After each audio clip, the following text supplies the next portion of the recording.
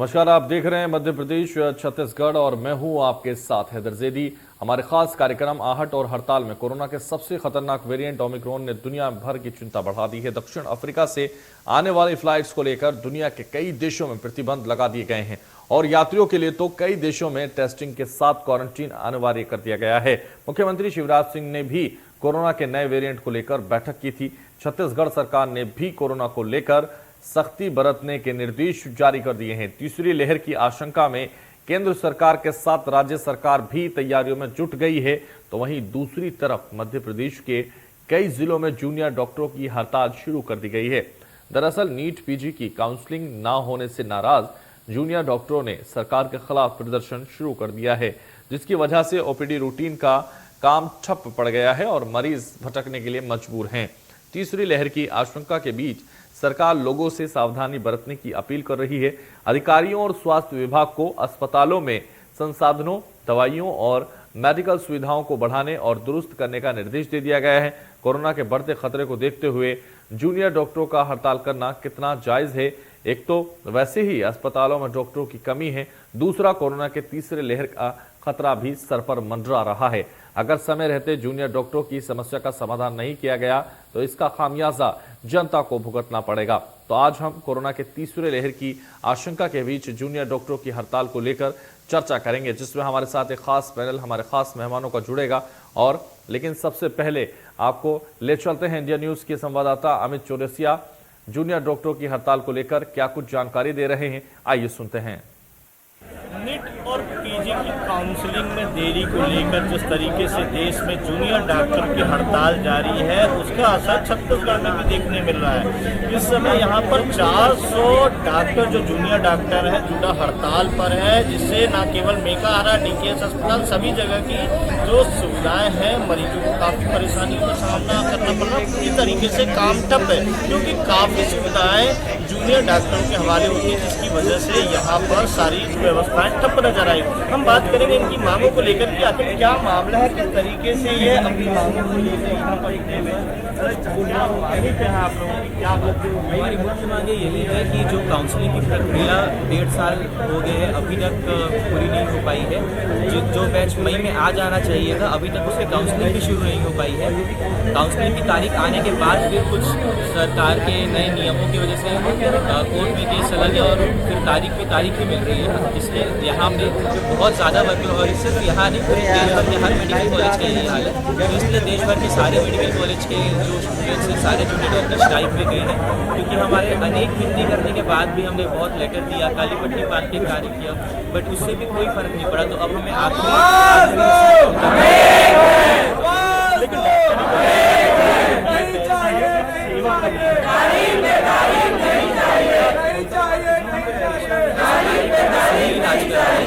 हम अगर गलत इलाज करेंगे तो इस तरीके से हम हम चाहते हैं कि जल्द से जल्द एक नया बैच आए, जिससे कि हम सही इलाज दे पाए मरीजों को। सिर्फ अगर हम 56 घंटे की ड्यूटी करेंगे तो उसके बाद जो हम इलाज देंगे वो इलाज सही कैसे हो सकता है? हम भी इंसान है, हमारी भी एक क्षमता है। अब वो क्षमता भी पार हो चुकी है, तो हम इसलिए हमें आखिरी रिसोर्ट में स्ट्राइक पे उतरना पड़ा, ताकि अब जल्द से जल्द हमारी सरकार सुने और जल्दी से जल्दी नया बैच आए, जिससे कि ये कमी पूरी हो। जूनियर डॉक्टर मरीजों को लेकर चिंतित तो हैं, और जिस तरीके से वह बात कर रहे हैं कि हम सही इलाज मरीजों को उपलब्ध करा सकें, क्योंकि जिस तरीके से 56 घंटे की ड्यूटी जूनियर डॉक्टर कर रहा है, तो ऐसे में उनकी पढ़ाई कहीं ना कहीं प्रभावित हो रहा है। नेट और पीजी की जो काउंसलिंग में देरी की जाए उसको लेकर अब सेना के साथ अमित चौरसिया, इंडिया न्यूज, रायपुर। रायपुर के बाद भोपाल अब चलते हैं, जहां से जूनियर डॉक्टरों की हड़ताल को लेकर क्या कुछ बता रहे हैं इंडिया न्यूज के संवाददाता कुलभूषण सक्सेना, आपको सुनाते हैं। मांगों को लेकर देश भर के जो जूनियर डॉक्टर हैं वो हड़ताल में जा चुके हैं और इस वक्त हम राजधानी भोपाल के गांधी मेडिकल हमीदिया अस्पताल में मौजूद हैं। यहाँ पे जूनियर डॉक्टर की हड़ताल का असर देखने को मिल सकता है। इसके साथ ही जूनियर डॉक्टर आज से ओपीडी और ओटी में अपनी सेवाएं नहीं देंगे, सिर्फ इमरजेंसी ही सेवाएं देंगे, क्योंकि यहाँ पे नीट पीजी की काउंसलिंग में जो देरी हो रही है इसका विरोध जूनियर डॉक्टर कर रहे हैं। और जूनियर डॉक्टर का आरोप है कि पीजी छात्रों की काउंसलिंग नहीं होने दी जा रही है। हालांकि आज जो है मीडिया को कवरेज से भी रोका जा रहा है। आप देख सकते हैं कि यहाँ पे ओटी है और जो वार्ड है यहाँ पे अपनी सेवाएं आज जूनियर डॉक्टर नहीं देंगे। और इसके साथ ही भारी पुलिस बल भी तैनात कर दिया गया है। और जो गांधी मेडिकल कॉलेज का मेन गेट है वहां पे जो है मेन गेट के अंदर मीडिया को एंट्री नहीं दी जा रही है। जहां पे प्राइवेट कंपनी के जो सिक्योरिटी गार्ड है, जो गांधी मेडिकल कॉलेज के सिक्योरिटी गार्ड है, इनको तैनात कर दिया गया है। और जूनियर डॉक्टर आप देख सकते हैं कि गांधी मेडिकल कॉलेज के गेट के सामने बैठे हुए हैं और पुलिस बल भी जो है यहाँ पे तैनात किया गया है। आज जो है भोपाल में मीडिया को कवरेज से रोका जा रहा है और यहाँ पे परमिशन नहीं दी जा रही है। इसके साथ ही अभी जब हमने जूनियर डॉक्टरों से बातचीत की तो उनका यही कहना है कि जब तक सरकार उनकी मांगे नहीं मानती है उनकी हड़ताल जारी रहेगी।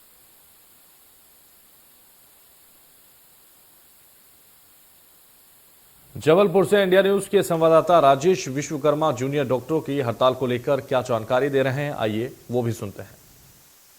पीजी नीट काउंसलिंग में हो रही देरी के बाद एक बार फिर जूनियर डॉक्टर प्रदेश भर में हड़ताल पर है। जबलपुर में भी सांकेतिक प्रदर्शन जो है वो जूनियर डॉक्टर्स कर रहे हैं। मांग केवल एक ही है कि जो पीजी नीट काउंसलिंग है उसे कहीं ना कहीं समय पर कराया जाए। और इसके अलावा अगर बात की जाए तो जो मेडिकल में अगर बात की जाए तो स्वास्थ्य व्यवस्थाएं कहीं ना कहीं चरमराती हुई नजर आएंगी।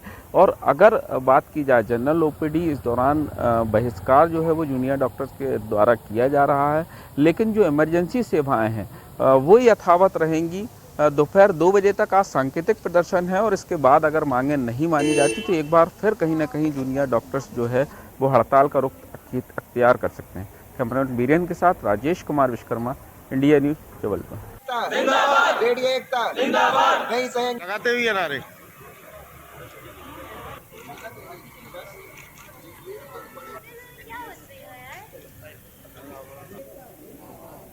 तीसरी लहर की आहट है लेकिन जारी है झूठा हड़ताल और लगातार जो डॉक्टर हैं, जूनियर डॉक्टर हैं, वो हड़ताल कर रहे हैं। नीट की काउंसलिंग में देरी और पीजी की काउंसलिंग में देरी को लेकर ये हड़ताल वो कर रहे हैं और लगातार वो मांग कर रहे हैं कि जल्द से जल्द उनकी काउंसलिंग होनी चाहिए। लेकिन ये लगातार जो काउंसलिंग देरी हो रही है उसको लेकर अब पूरे देश में जो जूनियर डॉक्टर हैं वो हड़ताल कर रहे हैं। आज 29 नवंबर है और ये हड़ताल आज से वो कर रहे हैं। आपको बता दें जिस तरह से डॉक्टर्स के साथ वो ओटी में काम करते थे उसको लेकर भी अब वो हड़ताल कर रहे हैं।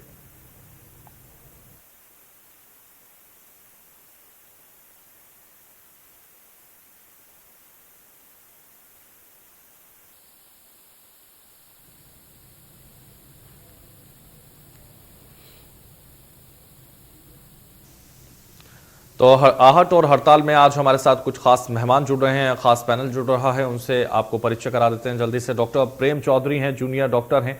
स्वागत है इंडिया न्यूज पर आपका सर। डॉक्टर देवेंद्र शर्मा है, अध्यक्ष जूडा एसोसिएशन के, आपका भी बहुत स्वागत है सर इंडिया न्यूज पर। अजय दुबे हैं, आरटीआई एक्टिविस्ट हैं, आपका भी इंडिया न्यूज पर स्वागत है। सबसे पहले चर्चा की शुरुआत करेंगे और जिस तरह से लगातार आहट और हड़ताल में हम आज बात करेंगे, क्योंकि लगातार आहट जो वेरिएंट आया है नया, उसकी आहट लगातार महसूस की जा रही है, उसका डर लगातार सता रहा है। भले ही वो विदेश में हो लेकिन देश में भी उसका डर पूरा सताने लगा है। दूसरी तरफ अगर हम हड़ताल की बात करें, जो कि ऐसे वक्त में हड़ताल हो रही है जब डॉक्टरों की बेहद जरूरत है और डॉक्टरों को बेहद एक्टिव रहने की जरूरत है, तो सबसे पहला सवाल लगातार हम डॉक्टर देवेंद्र शर्मा से करेंगे। ऐसे में जो लगातार डॉक्टर हड़ताल पर जा रहे हैं या जो हड़ताल कर रहे हैं उसको कैसे देख रहे हैं आप?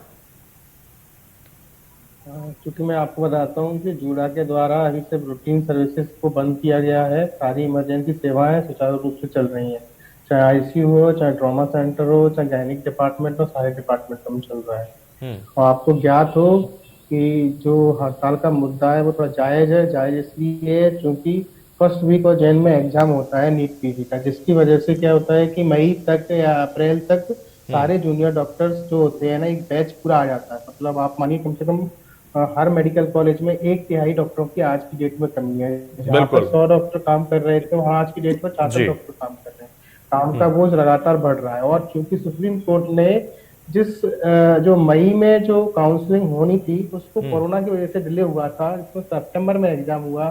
सितंबर में एग्जाम के बाद उसको कम से कम सितंबर लास्ट या अक्टूबर फर्स्ट में काउंसलिंग की प्रोसेस स्टार्ट होना चाहिए थी, लेकिन सुप्रीम कोर्ट में पिटीशन होने के कारण वो लगातार डिले हो गई। 2 महीने से वो लगातार डिले, 4 से ज्यादा डेट मिल चुकी है और अब नेक्स्ट डेट है जो है 6 जनवरी की दी गई। तो 6 जनवरी को सुप्रीम कोर्ट सुनेगा, उसके बाद क्या पता नेक्स्ट कोई डेट दे दी जाए या कोई अभी कोई डिसीजन नहीं आएगा। तो ये कंफर्म नहीं है कि कब से काउंसलिंग होगी। बिल्कुल, तो ये कंफर्म नहीं है और लगातार जब तक ये देरी की जाएगी तब तक क्या ये आंदोलन चलता रहेगा, जबकि ऐसे हालात हैं जब बेहद डर सता रहा है। जो वेरिएंट नया वेरिएंट आया है उसको लेकर डर सता रहा है। दूसरी तरफ अगर हम बात करें जिस तरह से ओपीडी के जो पेशेंट हैं वो नहीं देखे जाएंगे, क्योंकि ओपीडी के ही सबसे ज्यादा पेशेंट होते हैं।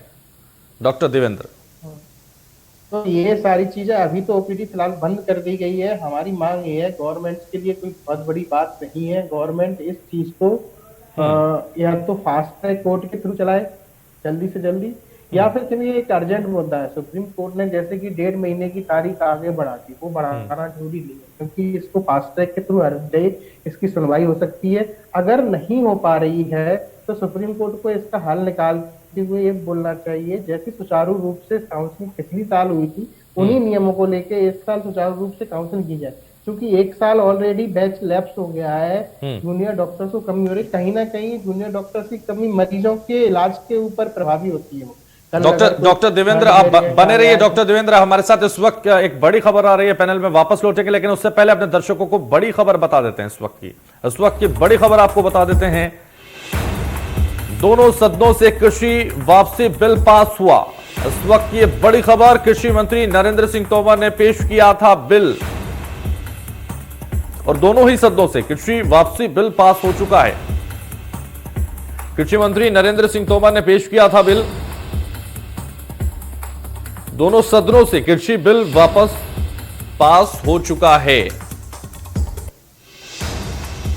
तो इस वक्त ये बड़ी खबर, दोनों सदनों से कृषि वापसी बिल पास हुआ है।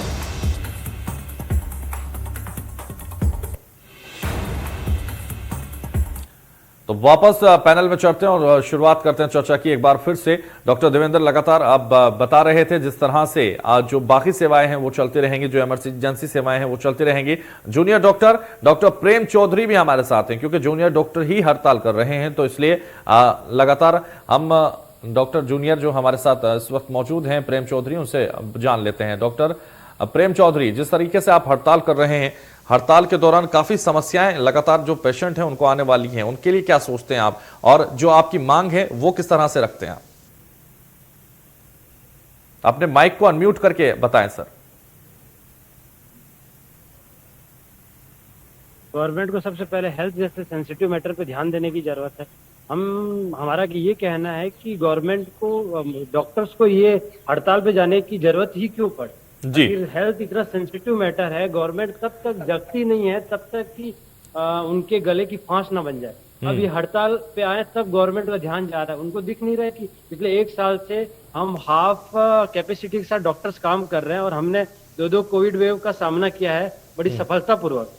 अब हम फाइनली मानसिक और शारीरिक रूप से थक चुके हैं, तब हमारी ये कंडीशन है और मजबूरी बस हमको ये हड़ताल करनी पड़ी। तो मजबूरी आपकी ये है जिस तरह से आपने ये हड़ताल की है, लेकिन जो पेशेंट आपके बिना अब वो लगातार परेशान नजर आ रहे होंगे, जो ओपीडी के पेशेंट हैं, जो वार्ड के पेशेंट हैं, जो पेशेंट ऑपरेशन थिएटर के लिए होते हैं, तो उसमें कहीं ना कहीं आपकी जो कमी है वो खल रही होगी, उसको कैसे देख रहे हैं आप?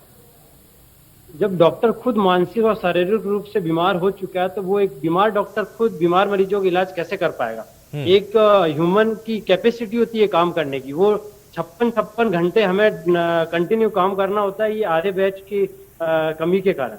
गवर्नमेंट को ये चीजें, हमें भी पता है कि पेशेंट को बहुत तकलीफों का सामना करना पड़ रहा है, बट हमारी भी अपनी एक मजबूरियां हैं जो गवर्नमेंट को समझनी चाहिए। बिल्कुल, तो आपकी मजबूरियां हैं, उनको गवर्नमेंट को समझना चाहिए। आगे की क्या रणनीति है वो हम आपसे बाद में जानेंगे। अजय दुबे हमारे साथ हैं, सामाजिक कार्यकर्ता हैं। अजय दुबे, आप कैसे देख रहे हैं? एक तरफ हड़ताल है, दूसरी तरफ जो है आहट है, और इस आहट पर ही और हड़ताल पर हम कार्यक्रम कर रहे हैं। तो कैसे देख रहे हैं आप लगातार जो थर्ड वेरिएंट, मतलब जिस तरीके से वेरिएंट आने वाला है, नया वेरिएंट विदेशों में आ गया है, लेकिन यहाँ भी उसकी आहट महसूस हो सकती है। तो ऐसे में डर तो सता रहा है, दूसरी तरफ हड़ताल है जूनियर डॉक्टरों की लगातार। देखिए, ये सरकार की असंवेदनशीलता है कि सरकार कोरोना के 2 सालों में जो स्वास्थ्य सबसे सर्वोच्च प्राथमिकता का विषय है, उसमें जूनियर डॉक्टर्स की मांगों पर कोई भी सकारात्मक निर्णय नहीं ले पाई है। हड़ताल पहले भी हुई है। हमारी सरकारी मशीनरी जब कोरोना संकट से निपटने का दावा कर रही है, हजारों करोड़ खर्च कर रही है, ऐसे वक्त में यदि डॉक्टर्स की यदि मांगे अधूरी है या उनको कहीं ना कहीं ऐसा लग रहा है कि उनके साथ छलावा हो रहा है, या फिर जो पीजी स्टूडेंट के साथ जो काउंसलिंग नहीं हो रही है, जो मई में होनी थी अभी तक नहीं हुई, तो निश्चित तौर पर जो वर्कलोड पड़ रहा है वो समाज के लिए भी घातक है। और यह सरकार की असफलता है कि उसका कोई भी संवाद या कम्युनिकेशन डॉक्टर्स के साथ नहीं हो पा रहा है। सरकार के मिनिस्टर्स हैं, आईएएस ऑफिसर्स हैं, पूरी फौज होती है ऑफिसर्स की, इसके बावजूद भी यदि जनता परेशान हो रही है, डॉक्टर्स परेशान हो रहे हैं, तो निश्चित तौर पर यह जवाबदेही बनती है कि सरकार उन लोगों पर कार्रवाई करे जिन्होंने इस स्थिति का निर्माण किया है। बिल्कुल, तो उन पर कार्रवाई बनती है। और जिस तरह से लगातार ये मांग उठ रही है, जब तक अब काउंसलिंग नहीं होगी तब तक काम पर नहीं लौटेंगे डॉक्टर, ऐसा कहा जा रहा है। देखिए, डॉक्टर्स को इस पे सकारात्मक रहना चाहिए क्योंकि स्थिति बहुत खराब चल रही है। चाहे हम लोग कोविड की बात करें या फिर वर्तमान में डेंगू, मलेरिया, ऐसी बहुत सारी समस्याएं हैं जिनको इमरजेंसी समझ के डॉक्टर्स थोड़ा पॉजिटिव रहें। और सरकार पे यदि वो जिस तरह से प्रेशर बनाना चाहते हैं तो ठीक है, उनका अहिंसक आंदोलन, जो भी उनकी मांगे हैं, जनता उनके साथ है, लेकिन जनता को विषम परिस्थितियों में छोड़ना, बिल्कुल, तो जनता को ऐसी परिस्थितियों में छोड़ना बिल्कुल ठीक नहीं है। डॉक्टर देवेंद्र, ऐसी स्थितियों में जब बहुत ज्यादा दिक्कतें हैं, ऐसे में छोड़ना बेहद मुश्किल है। अगर इस जिद पर हम अड़े रहेंगे, सरकार की से एक मांग करना अलग बात है, लेकिन अगर काम छोड़ देना ये भी अलग बात है। नहीं, अभी हमने रूटीन सर्विसेज से विड्रॉ किया है, बहिष्कार किया है। कोई भी इमरजेंसी चीज आती है, जैसे कि कभी भी अस्पताल में कोई भी इमरजेंसी, उसके लिए हम तत्पर हैं। और जूनियर डॉक्टर हमेशा ही मरीजों के लिए काम करते हैं। 24 घंटे 48, 56 ऐसे कुछ चलता है और सारे लोग करते हैं सारे काम। लेकिन ये तो सिर्फ, लेकिन डॉक्टर देवेंद्र, अभी तो ओपीडी सेवा बंद हो चुकी है ना सुप्रीम कोर्ट। डॉक्टर देवेंद्र, अभी जो ओपीडी सेवा बंद हो गई है, उन मरीजों को क्या असर? नहीं, तो जूनियर डॉक्टर्स के अलावा भी और डॉक्टर होते हैं ना, assistant professor, SR, medical officer, सारे मेडिकल कॉलेजों में और भी। आप ये कह रहे हैं जो ओपीडी सेवाएं बंद हुई हैं उसमें भी कोई दिक्कत नहीं है? हाँ, वो ओपीडी सेवाएं जो सारे डॉक्टर हैं वो चला रहे हैं। अदर स्टाफ के और भी लोग हैं, असिस्टेंट प्रोफेसर, जो कंसल्टेंट फैकल्टी, वो ओपीडी पहले से ही डॉक्टर देवेंद्र पहले से ही डॉक्टरों की कमी है, डॉक्टर लगातार कम देखे जाते हैं, और ऐसे में जूनियर डॉक्टर अगर हड़ताल पर चले गए तो कैसे काम चलेगा? तो ये कहीं ना कहीं ये सरकार की भी इसमें दिक्कत है कि सरकार को इसमें से पहले से करना चाहिए, क्योंकि डॉक्टरों ने तो पहले से ही वार्निंग दे रखी थी कि हमारा जो भी मैटर चल रहा है उस पर जल्दी से जल्दी सुनवाई हो, जल्दी से जल्दी रिजल्ट आए। सरकार के द्वारा कोई भी हस्तक्षेप नहीं किया गया, ना तो बताया गया, ना सुप्रीम कोर्ट की जो भी चीजें थी उनको फास्ट ट्रैक कोर्ट के थ्रू चलाना चाहिए था, नहीं था। तो सरकार को कम से कम ये जो इस साल नए रूल्स बनाए गए हैं उन रूल पर हटा के इसको अगले साल के लिए अप्लाई कर दे, तो वो चीजें आसानी से हो पाएंगी कि नहीं हो पाएंगी, आप बताइए मुझको इस चीज को। डॉक्टर प्रेम चौधरी, ठीक है डॉक्टर देवेंद्र, ठीक है डॉक्टर देवेंद्र। डॉक्टर प्रेम चौधरी से मैं सवाल लेना चाहूंगा। डॉक्टर प्रेम चौधरी, जिस तरह से लगातार हड़ताल जूनियर डॉक्टरों की होती रहती है, अक्सर ये हड़ताल आपकी देखी जाती है जूनियर डॉक्टर्स की, तो इसको लेकर क्या समस्या है ऐसी कि हड़ताल की जरूरत पड़ जाती है? हर बार इतने मजबूर हो जाते हैं डॉक्टर, जो जूनियर डॉक्टर हैं, इसलिए उन्हें हड़ताल करनी पड़ती है? जी, हेल्थ एक इतना सेंसिटिव मैटर होते हुए भी हमारे इंडिया जैसी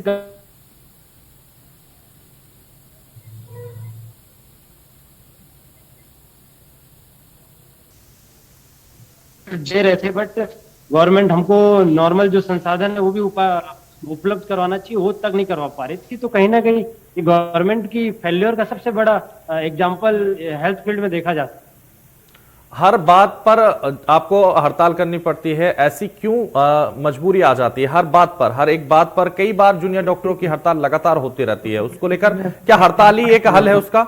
इसके अलावा और कोई बातचीत करने का कोई साधन नहीं है? एक्चुअली हमने पहले हड़ताल तो किसी भी चीज का लास्ट रिसोर्ट होता है। हमने सबसे पहले कई बार गवर्नमेंट को राज्यपाल के थ्रू और सीएम के थ्रू लेटर लिखवाया, हेल्थ मिनिस्टर के थ्रू लेटर लिखवाया, काली ब्लैक पट्टी बांध के हमने काम किया। जब सारी चीजों से गवर्नमेंट को कुछ फर्क नहीं पड़ता तो फाइनली हमको लास्ट रिसोर्ट के रूप में हड़ताल में जाना पड़ता है। ये हमारी लास्ट मजबूरियां होती है जिसके कारण हमें ये करना। तो लास्ट अंतिम छोर पर आप पहुंचे, यानी इसके अलावा कोई और रास्ता नहीं बचा, तब आप हड़ताल पर आए हैं। इसके अलावा कोई रास्ता नहीं बचा, इसलिए आपने ओपीडी बंद कर दी, इसीलिए आपने ऑपरेशन थिएटर में काम करना बंद कर दिया। जी बिल्कुल, हमको भी पता है कि मरीजों की तकलीफ हम भी समझते हैं, डॉक्टर से ज्यादा और अच्छे से कौन समझ सकता है, तो इसीलिए हमने इसीलिए हम बार बार ये सवाल कर रहे हैं सर, जब आपके पेशेंट ठीक नहीं होंगे, जब आपके मरीज ठीक नहीं होंगे तो आप कैसे डॉक्टर हैं? क्योंकि आपको लगातार कोई और रास्ता निकालना चाहिए सरकार से अपनी मांग मनवाने के लिए। कोई और रास्ता भी तो हो सकता है सर, कोई और प्रतिनिधि मंडल बनाकर मुलाकात करनी चाहिए। ये सारे उपाय हम पहले भी कर चुके हैं, हम लास्ट 2 महीने से यही कर रहे हैं, क्योंकि हमारा सेशन जो मई में स्टार्ट हो जाना था, नया बैच जो मई में आ जाना था, वो अभी नवंबर तक नहीं आया। तो ये 5 महीनों में, पिछले 5 महीनों में हम यही मशक्कत कर रहे थे कि गवर्नमेंट किसी भी तरह इस पे ध्यान दे, बट समझ में नहीं आता कि हेल्थ में बैठे हुए लोग कौन है और क्यों इस चीजों को समझते नहीं कि पीजी रेजिडेंट ही गवर्नमेंट हॉस्पिटल के बैकबोन है। अजय दुबे, जिस तरह से लगातार बार बार ये हड़ताल सामने आती है जूनियर डॉक्टरों की को लेकर, जब लगातार वो हड़ताल करते रहते हैं, इसको कैसे देखते हैं आप? इसका क्या समाधान है? देखिए, मेरा ऐसा मानना है कि हमारे जो डॉक्टर्स हैं उनको ससम्मान सरकार बुलाए और उनके साथ संवाद करे, क्योंकि डॉक्टर्स का जो प्रोफेशन है वो सेवा का है, तो उनको सम्मान के साथ उनसे उनकी समस्या सुने।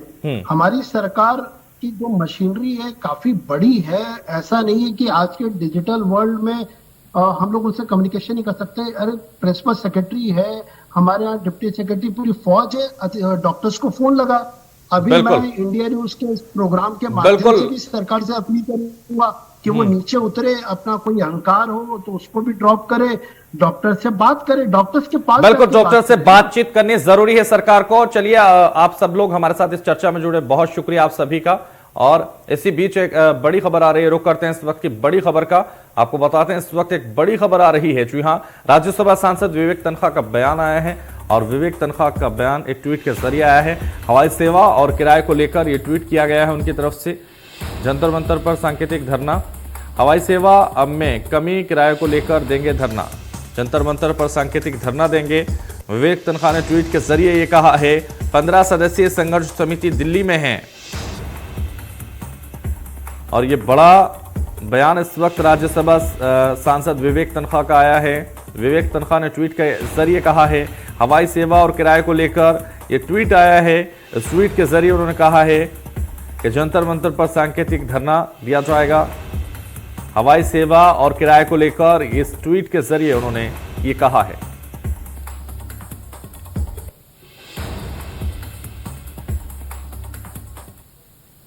तो यहां रुकेंगे एक छोटे से ब्रेक के लिए, आप बने रहिए हमारे साथ।